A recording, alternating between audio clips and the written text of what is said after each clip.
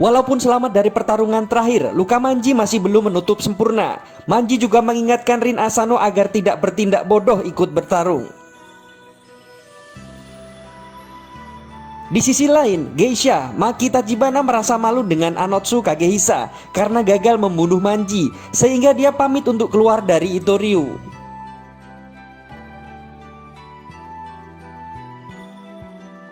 Suatu ketika Rin Asano memergoki Anotsu Kagehisa yang sedang berlatih sendirian. Bukannya memanggil Manji, tanpa pikir panjang, Rin langsung melempar kunai namun dapat ditepis dengan mudah.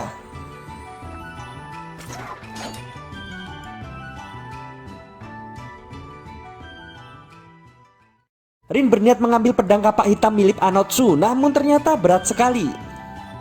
Nah, ternyata ada cerita kelam mengenai keluarga Asano. Anotsu Kagehisa menceritakan bahwa dulunya kakeknya mereka berdua adalah sahabat dekat. Tapi kakeknya Anotsu lebih jago dibanding kakeknya Rin, dan kakeknya Anotsu memilih senjata pedang kapak hitam yang tidak lazim kala itu. Puncaknya tragedi pada saat pemilihan penerus Muteni Chiryu, justru kakeknya Rin yang terpilih dengan alasan kakeknya Anotsu bukan samurai tulen. Aneh. Karena impiannya kandas, akhirnya kakeknya Anotsu stres, gila, dan mati mengenaskan. Anotsu Kagehisa merasa sudah selesai dengan keluarga Asano dan tidak ada urusan lagi dengan Rin. Adegan berpindah ke markas Itoryu. Anotsu Kagehisa yang sedang bersiap-siap ke dojo Shinkeite Ryu di Gunung Takao justru mendapatkan undangan makan dari Habaki. Akhirnya dia menyuruh anggotanya saja yang datang. Rin Asano tampak enggan menceritakan kepada Manji perihal pertemuannya dengan Anotsu Kagehisa dan tetap melanjutkan rencananya untuk memburu mereka. Paginya nampak seorang samurai Itoryu sedang berjalan sendiri, namun muncul tokoh baru samurai berjubah merah membuntuti. Dan benar, samurai berjubah merah mengaku sebagai Manji dan langsung menghabisi samurai Itoryu.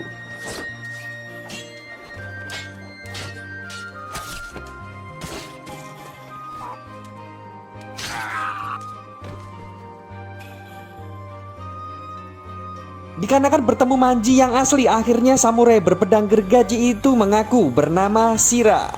Dan ini seperti plot twist karakter. Habaki ternyata menyewa Shira, si botak dan si pirang untuk membunuh Anotsu Kagehisa beserta samurai Itoryu. Artinya Shogun menganggap ambisi dan kemampuan Anotsu Kagehisa terlalu berbahaya untuk mereka.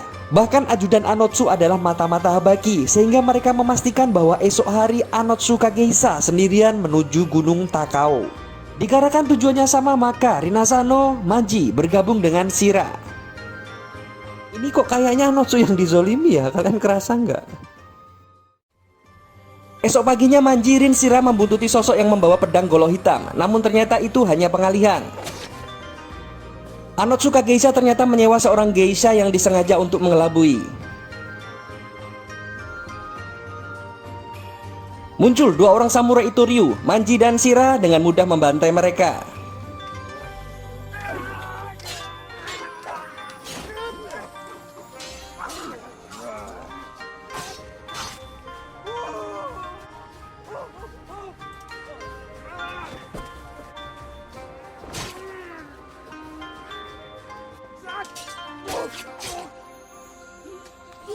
Shira memang gak ada akhlak, malah geishanya mau di-push rank di jalanan. Rin Asano terpaksa melarang Shira, namun justru dipukuli dan hendak dibunuh dengan pedang.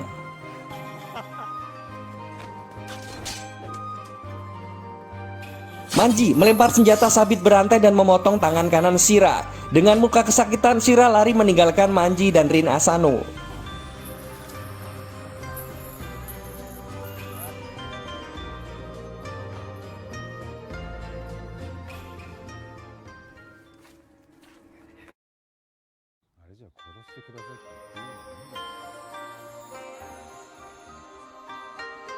Malamnya Manji menceritakan masa lalunya kepada Rin mengenai sosok adiknya, Machi, pertemuan dengan nenek perawan hingga sampai akhirnya dia menjadi seorang samurai abadi.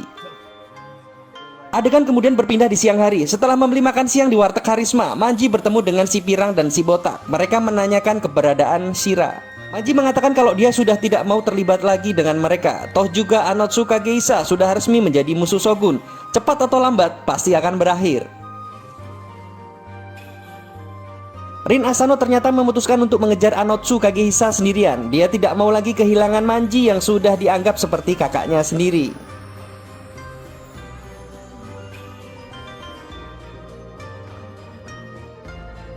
Manji segera menyusul Rin Asano ke Gunung Takao. Anotsu Kagehisa sampai juga di Gunung Takao bertemu dengan pimpinan dojo Shinkei Ryu. Namun anehnya rencana menjadi anggota itu Ryu tiba-tiba di-cancel tanpa alasan yang jelas.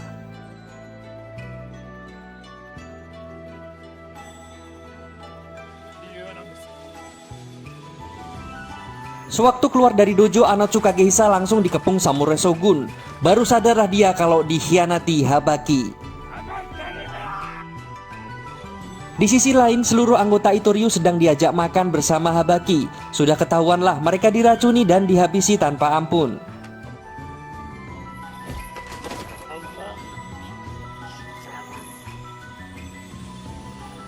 Shira, si pedang gergaji, ternyata masih hidup dan berhasil membaca surat Rin Asano di rumah Manji. Maka dia segera menyusul mereka ke Gunung Takao. Manji di perjalanan malah ketemu sisa-sisa samurai Itoryu, ya otomatis baku hantam lah.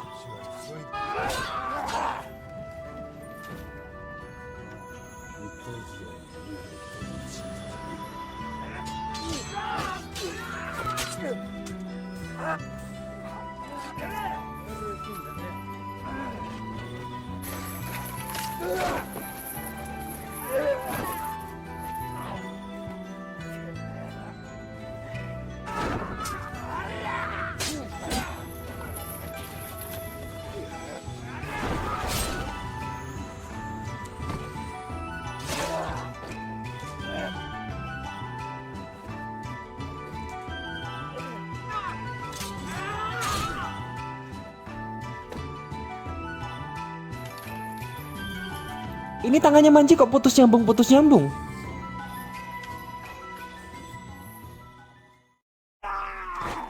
Kembali ke Anotsu Kagehisa, setelah mengalahkan semua samurai Habaki di atas gunung, dia pun turun.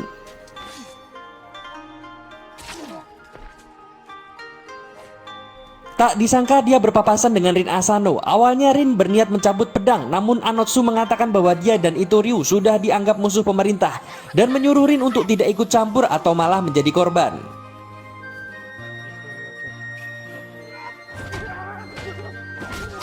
Rin Asano tetap bersikeras dan ikut mengejar Anotsu Kagehisa. Dengan membawa tidak kurang dari 1000 samurai, Habaki akhirnya berhadapan langsung dengan Anotsu Kagehisa.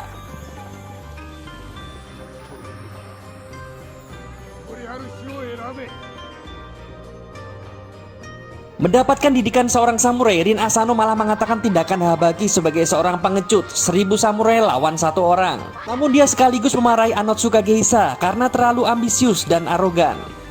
Habaki pun naik pitam dan menyuruh samurainya untuk menghabisi Rin dan Anotsu sekaligus.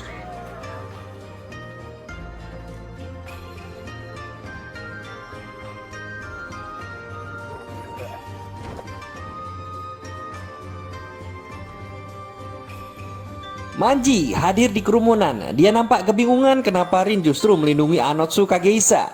Rin akhirnya memohon kepada Manji untuk membunuh siapapun yang mengancamnya.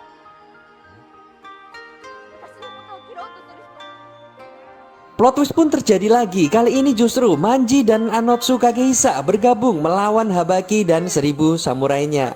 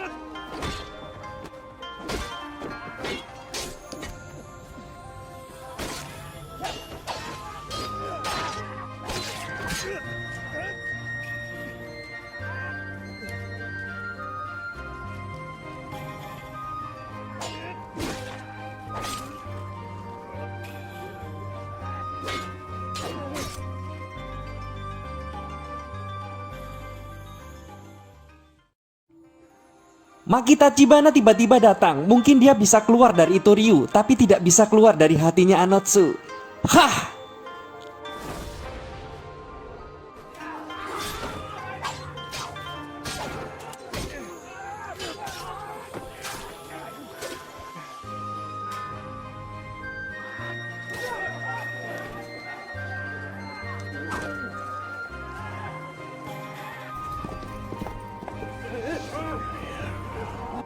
Tak lama dari kemunculan Maki, Shira juga hadir. Dia langsung mengincarin dan membawanya pergi.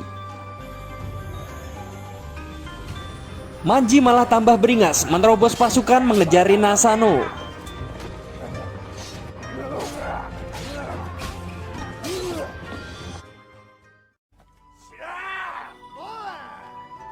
Manji akhirnya berhasil menyusul Rin Asano. Shira meminta Manji untuk membuang senjata ke sumur. Teringat kejadian masa lalu Manji akhirnya menyisakan satu pisau dan melempar ke arah ikatan tali Rin Asano.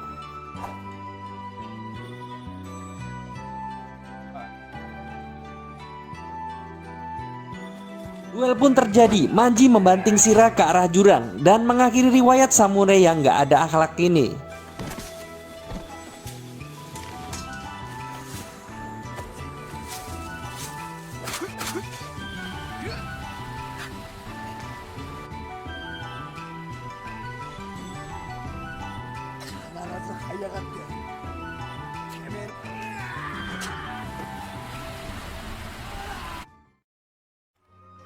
Sayang sekali Maki Tachibana harus gugur karena melindungi Anotsu Kageisa dari serangan senapan.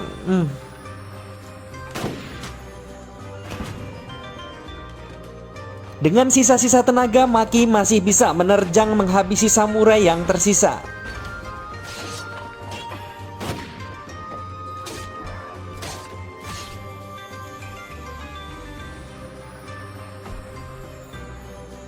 Habaki Kagimura terpaksa harus turun tangan menghadapi Anotsu Kagehisa. Tidak sampai 5 gerakan, Habaki harus rebahan selamanya.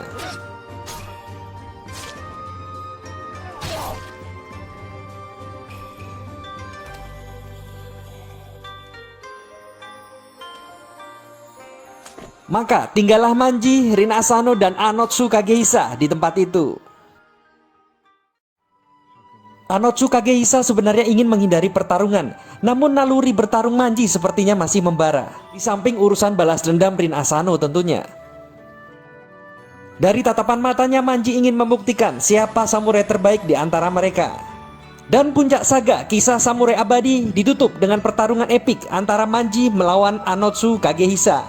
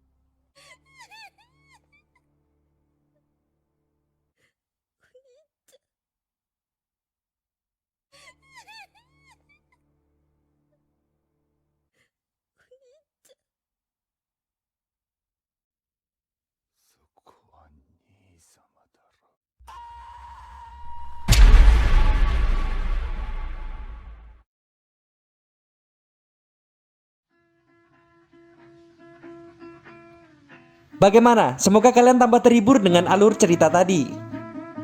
Menurut Mimin, plot film ini sangat apik. Semua sisi digarap sempurna, mulai dari pemilihan karakter, adegan laga, lika-liku plot twist sampai runut, bener-bener klimaks. Khusus pesan moral, nah ini dari sisi Anotsu Kagehisa. Punya ambisi boleh-boleh aja, tapi harus terukur sih. Jangan sampai mengorbankan apa yang sudah ada. Kasihan Makita Chiba, nah Mbak Erika Toda. Juga kalau kita percaya orang 100% itu ada dua kemungkinan. Satu, dapat pengalaman hidup. Dua, dapat pelajaran hidup. Oke, jangan lupa like, subscribe, dan komen biar nggak sepi-sepi banget. Dengan ini Mimin pamit undur diri. Sampai ketemu lagi. Bye.